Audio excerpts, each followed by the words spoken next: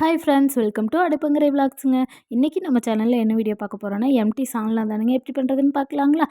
ஒரு கடாயில் எண்ணெய் சேர்த்திக்கலாங்க. எண்ணெய் நல்லா சூடானதுக்கு அப்புறமேல்ட்டு 7 மிளகு சேர்த்திக்கலாங்க. இது கூடவே 1/2 ஸ்பூன் சோம்பு, இது ரெண்டுமே நல்லா பொரிஞ்சதுக்கப்புறமேல்ட்டு 3 பட்டை சேர்த்திக்கலாங்க. இது கூடவே இஞ்சி பூண்டு ரெண்டுமே சேர்த்திருக்கிறேன். 3 லவங்கம் சேர்த்திக்கலாங்க.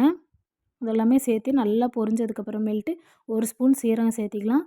இது கூடவே ஒரு 15 முழு சின்ன வெங்காயத்தை சேர்த்திட்டு நல்லா வதக்கிடலாங்க. ஒரே ஒரு தக்காளி பழம் சேர்த்துட்டு நல்லா வதக்கிக்கலாம். வதக்கிட்டு இந்த மாதிரி ஒரு மிக்ஸி ஜாரில் சேர்த்திட்டு தேவையான அளவுக்கு தண்ணி சேர்த்துட்டு இந்த மாதிரி நல்லா பேஸ்ட்டாக அரைச்சி எடுத்துக்கலாங்க. இதுக்கப்புறமேல்ட்டு ஒரு கடாயில் எண்ணெய் சேர்த்திக்கலாம். எண்ணெய் நல்லா சூடானதுக்கப்புறமேல்ட்டு ஒரே ஒரு பிரியாணி இலை சேர்த்திக்கிறேங்க.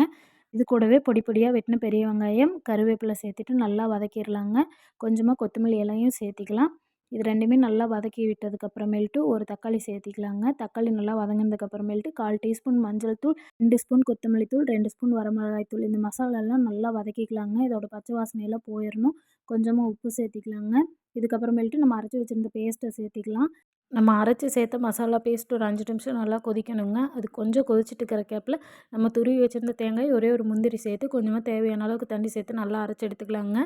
அரைச்சி எடுத்த தேங்காய் பேஸ்ட்டை மசாலா பேஸ்ட்டுக்குள்ளே சேர்த்துட்டு நல்லா கலந்து விட்டுறலாங்க. ஒரு 5 நிமிஷம் நல்லா கொதிச்சதுக்கப்புறமேல்ட்டு நம்ம கொத்தமல்லி இலை தூவிட்டு ஒரு 5 நிமிஷம் நல்லா கொதித்து வந்ததுக்கப்புறமேல்ட்டு நம்ம ஸ்டவ் ஆஃப் பண்ணிடலாங்க. அவ்வளோதான், நம்மளோட எம்டி சால்னா சூப்பராக ரெடி ஆயிடுச்சு.